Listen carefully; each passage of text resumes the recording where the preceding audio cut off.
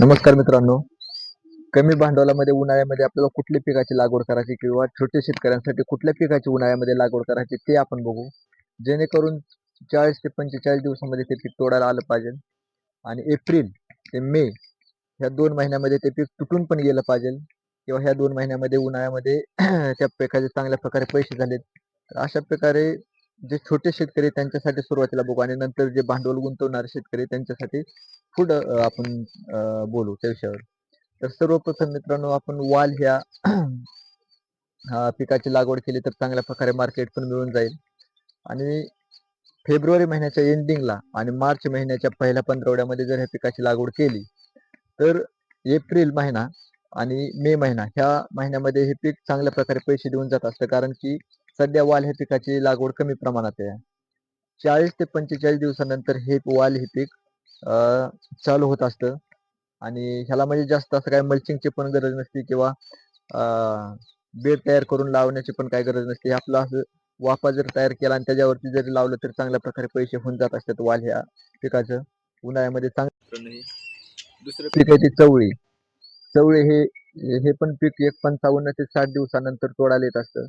चांगल्या प्रकारे ह्याचे पण पैसे होऊन जातात. उन्हाळ्यामध्ये ह्या पिकाची लागवड कमी प्रमाणात होत असते. त्याच्यामुळं एप्रिल आणि मे महिन्यामध्ये ह्याला मार्केट घालण्याचे जास्त चान्सेस असतात. तर तिसरं पीक आहे मित्रांनो ते म्हणजे कोथिंबीर. हे एकवट कोथिंबीर पीक येणार आहे. म्हणजे वन टाइम पीक निघणार आहे. हे जास्त ह्याला सांभाळायचं नाही किंवा 35 जास्त पाणी घालत बसायचं पण नाही ह्या पिकाला. एक 40 ते 45 दिवसानंतर हे पण पीक मित्रांनो येत असतं आपल्याला आणि जर तुम्ही जर अ, फेब अ, एप्रिल महिन्यामध्ये मे महिन्यामध्ये हे जर पीक लावायला गेला तर हे पीक येत नसतं. कारण की उन्हाच्या टेम्परेचरमध्ये हे जे कोथिंबीर उगवायला सुरुवात होत असते त्यावेळेसच जळून जात असते. त्याच्यामुळं आपलं फेब्रुवारी महिन्याच्या आणि पण मार्च महिन्याच्या पहिल्या पंधरवड्यामध्ये हे जर पिकाची लागवड केली तर चांगल्या प्रकारे पैसे होऊन जात असतात. त्याच्यामुळं कोथिंबीर हे पीक पण तुम्ही लावू शकता मित्रांनो. त्यानंतरचं पीक आहे ते म्हणजे भेंडी. भेंडी हे पीक सुद्धा आपण फेब्रुवारी महिन्यापर्यंतच लावायचं असतं. फेब्रुवारी महिन्याच्या एंडिंग पर्यंतच लावायचं असतं. परंतु मित्रांनो जरी ज्या शेतकऱ्यांना उशीर झाला असेल तरी मार्च महिन्याच्या पहिल्या आठवड्यामध्ये आणि फेब्रुवारी महिन्याच्या एंडिंग पर्यंत म्हणजे एंडिंगला का होईना पण लावा हे पीक. जास्तीत जास्त मार्च महिन्याच्या पहिल्या आठवड्याच्या आतमध्ये हे पीक लावा. भेंडी हे पीक सुद्धा 3 ते 4 महिन्याचं व्हरायटीनुसार पीक असतं. चांगल्या प्रकारे हिला पण माल निघत असतो उन्हाळ्यामध्ये. दिसाड हे जर पीक तोडलं तर आपल्याला आज म्हणजे प्रत्येक मार्केटमध्ये आपलं हे पीक जात असतं. दिसाळ हे पीक तोडायला येत असतं. त्याच्यामुळे चांगल्या प्रकारे ह्या पण पिकाचे पैसे होऊन जातात. आणि जर आपल्या घरी लेबर कमी असेल तर जे मी तुम्हाला आता व्हरायटी सांगितल्या तर त्या व्हरायटी आपण कमी लेबरमध्ये सुद्धा चांगल्या प्रकारे हँडल करू शकतो पिकं.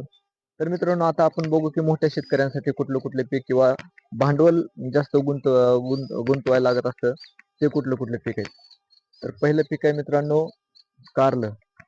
कारलं हे पीक सुद्धा चांगल्या प्रकारे 55 ते 60 दिवसामध्ये तोडायला येत असतं. परंतु ह्या कारल्या ह्या पिकाला थोडंसं भांडवल गुंतवायला लागतं. जे काही बेडमध्ये शेणखत भरायला लागतं. त्यानंतर बेड तयार करायला लागतात. मल्चिंग हातरायला लागतं. जर मित्रांनो अशा प्रकारे भांडवल गुंतवलं तर कारल्या ह्या पिकाचे सुद्धा चांगल्या प्रकारे पैसे होत असतात. सध्या कारल्याची लागवड कमी प्रमाणात होत असते उन्हाळ्यामध्ये. त्याच्यामुळे हे पीक आपल्याला एप्रिल आणि मे महिन्यामध्ये चालू झालेलं दिसून येतं आणि चांगल्या प्रकारे पैसे पण होऊन जात असतात. दुसरं जे पीक आहे मित्रांनो ते म्हणजे घेवडा. घेवडा ह्या पिकाचे सुद्धा चांगल्या प्रकारे पैसे होत असतात. घेवड्याची सुद्धा उन्हाळ्यामध्ये कमी प्रमाणात लागवड झालेली आहे. आणि घेवडा हे पीक 6 महिने ते 7 महिने चालणारं पीक आहे. जर चांगलं व्हरायटीनुसार जर चांगली व्हरायटी आपण निवडली तर चांगल्या प्रकारे हे चांगल्या प्रकारे आपलं हे पीक सुद्धा पैसे देऊन जात असतं. त्याच्यामुळं घेवड्याची जरी आपण लागवड केली तरी चांगलं म्हणजे मार्केट गावण्याचे चान्सेस असतात. तर अशा प्रकारे मित्रांनो आपण पूर्णपणे पिकाची लागवड कशा प्रकारे करायची आज आपण माहिती जाणून घेतली.